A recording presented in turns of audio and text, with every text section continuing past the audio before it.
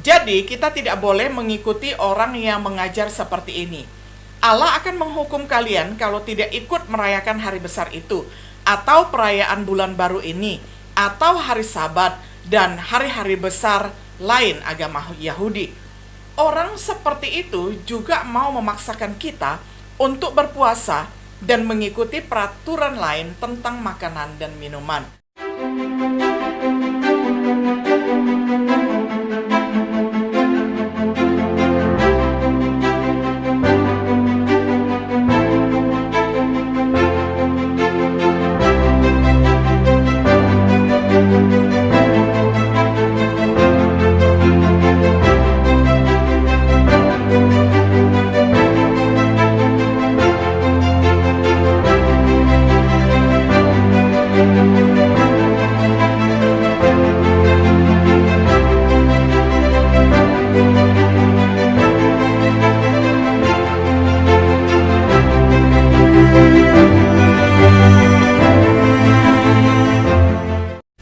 Shalom, sahabat Biblika yang dikasihi oleh Tuhan. Sungguh senang kita dapat berjumpa kembali di dalam acara Renungan Sahabat Biblika.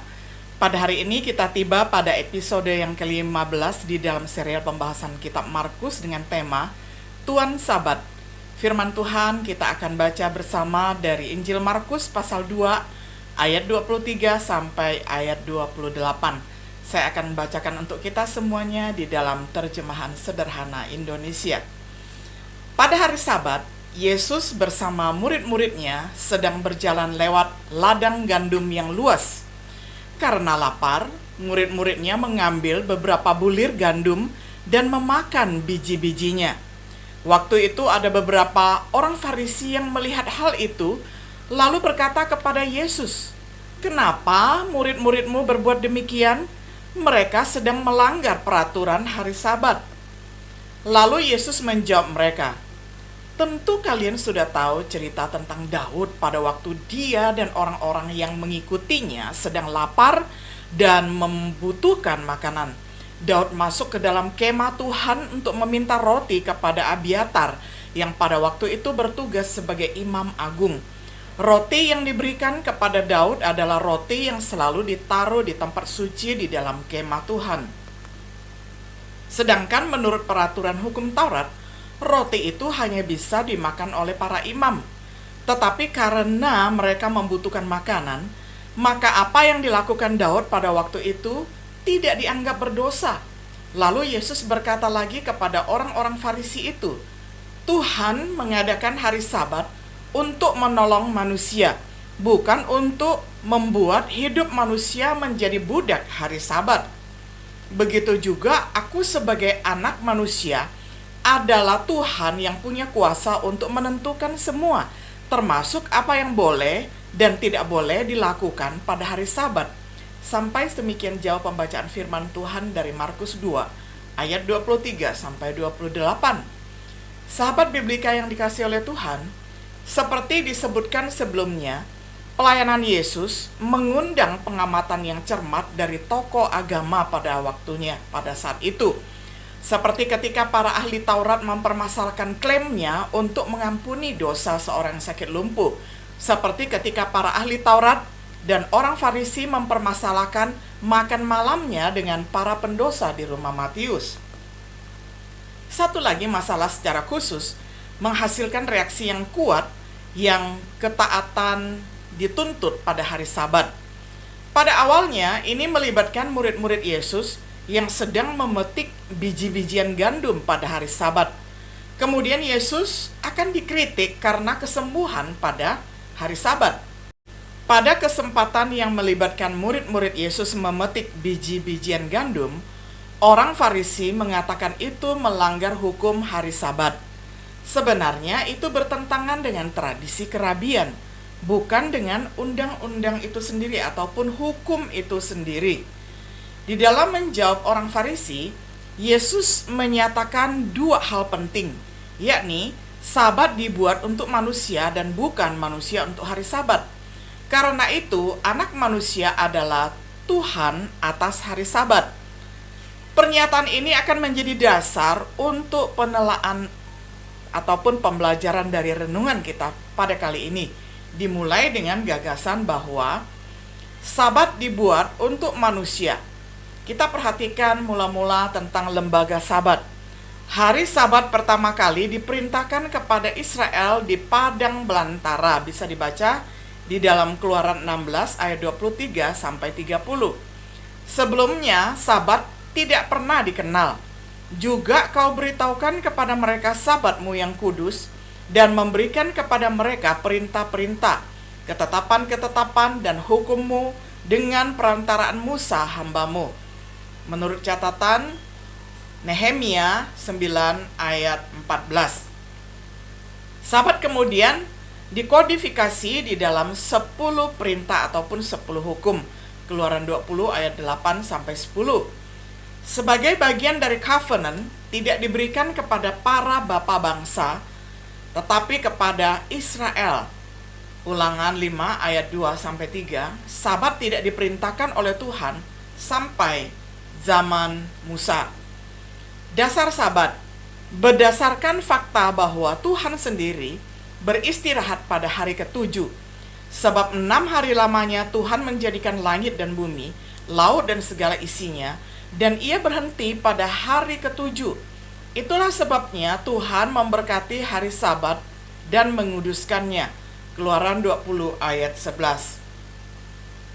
Dimasukkan sebagai prolepsis oleh Musa dalam catatan kitab Kejadian.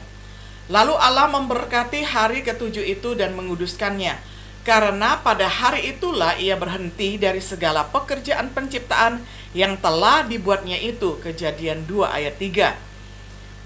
Ini diberikan kepada Israel sebagai tanda khusus antara mereka dan Tuhan. Keluaran 31 ayat 13 sampai 17. Sabat diberikan untuk mengingatkan mereka tentang perbudakan mereka di Mesir. Ulangan 5 ayat 15. Sabat diberikan hanya kepada Israel sebagai bagian dari hukum Musa. Manusia diciptakan pertama kali dan bahkan ada selama ribuan tahun sebelum hari Sabat pernah diperintahkan. Jadi Sabat dibuat untuk manusia, bukan manusia untuk hari Sabat.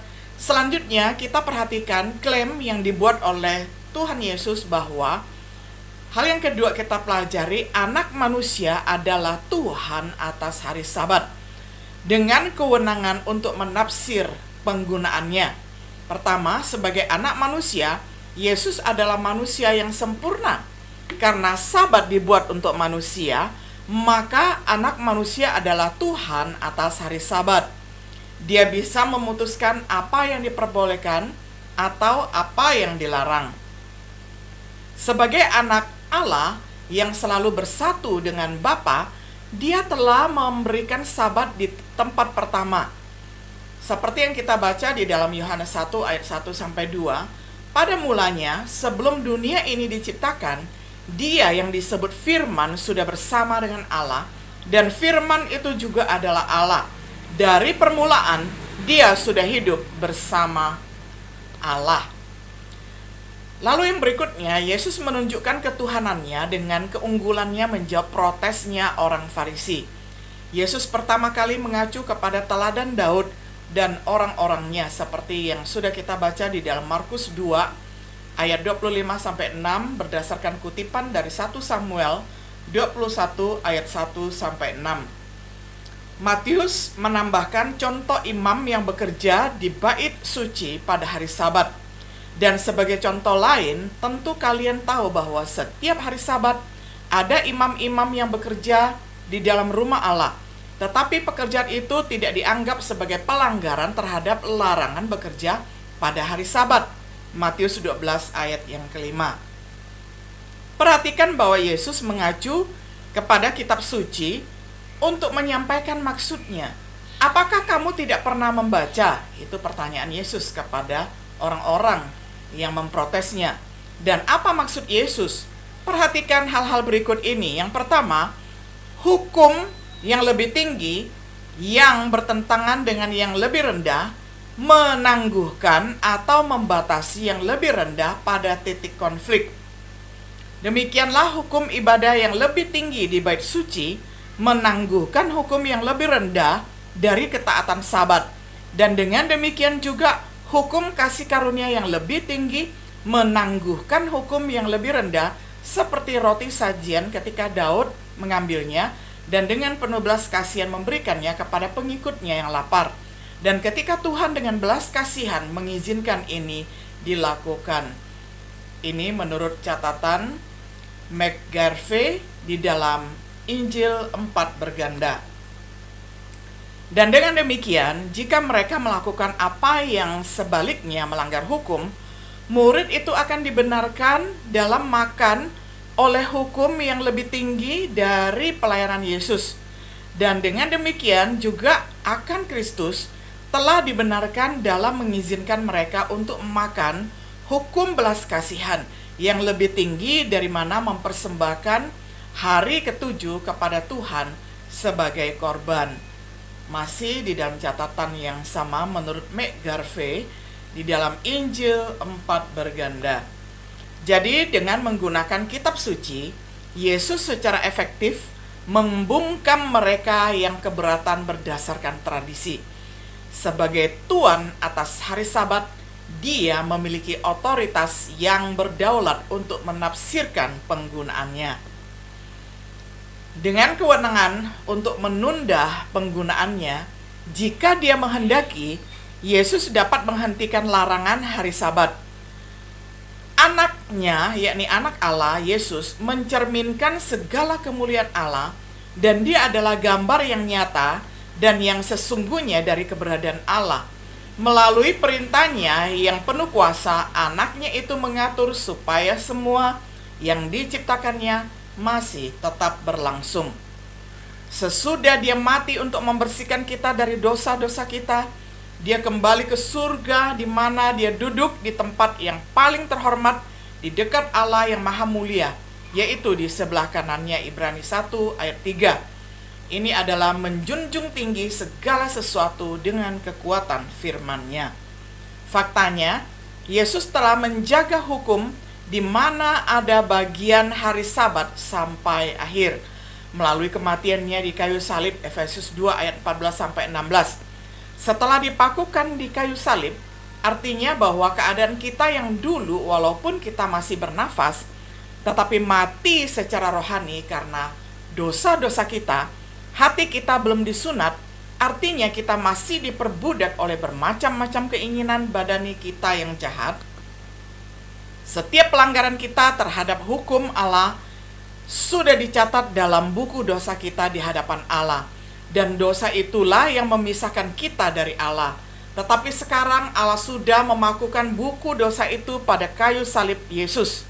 Catatan itu sudah dihapuskan dan tidak lagi memisahkan kita dari Allah. Artinya kita sudah diampuni dari semua dosa kita. Lalu Allah menghidupkan kita kembali bersama Yesus. Kolose 2 ayat 14. Bahwa Yesus mengakhiri peraturan Sabat adalah jelas. Jadi kita tidak boleh mengikuti orang yang mengajar seperti ini. Allah akan menghukum kalian kalau tidak ikut merayakan hari besar itu, atau perayaan bulan baru ini, atau hari Sabat dan hari-hari besar lain agama Yahudi. Orang seperti itu juga mau memaksakan kita untuk berpuasa dan mengikuti peraturan lain tentang makanan dan minuman. Kolose 2 ayat 16. Atau ada saudara-saudari kita yang yakin bahwa hari yang satu lebih penting dari hari-hari yang lain. Tetapi ada juga saudara-saudari lain yang yakin bahwa semua hari sama-sama penting. Untuk hal-hal seperti itu, hendaklah setiap orang mengambil keputusan bagi dirinya sendiri sesuai dengan keyakinannya. Roma 14 ayat 5. Pada hari Minggu malam, kami dan saudara-saudari seiman di Troas berkumpul untuk makan bersama dan merayakan perjamuan kudus. Paulus berkhotbah kepada mereka lama sekali, sampai tengah malam, karena rombongan kami berencana untuk berangkat meninggalkan mereka besok paginya. Kisah Para Rasul 20 ayat 7. Sebagai tuan atas hari Sabat, Dia telah memilih untuk membatalkan penggunaannya. Kesimpulan, kontroversi tentang pemeliharaan hari Sabat telah ada sejak lama. Cara pemeliharaannya merupakan masalah utama selama Yesus melayani. Kebutuhan akan ketaatan masih dipertanyakan oleh beberapa orang pada hari ini. Namun, bila kita memperhatikan dengan seksama ajaran Tuhan atas hari Sabat, kita akan mencapai kesimpulan berdasarkan kitab suci daripada tradisi. Kita akan menemukan bahwa Tuhan yang menetapkan hari Sabat telah membatalkan penggunaannya. Sementara kita menghargai peran hari Sabat dalam sejarah Israel, marilah kita pastikan bahwa yang kita sembah adalah Tuhan atas hari Sabat dan bukan Sabat itu sendiri. Sahabat Biblika yang dikasihi oleh Tuhan, ajaran Tuhan Yesus sangat jelas sekali. Oleh karena itu, marilah setiap diri kita tidak mau dialihkan oleh tafsiran-tafsiran ataupun oleh pendapat ataupun opini-opini yang lain yang melampaui perintah Tuhan Yesus sendiri, dan marilah kita tetap berpegang kepada firman Tuhan, dan kiranya Tuhan Yesus memberkati kita semuanya. Shalom.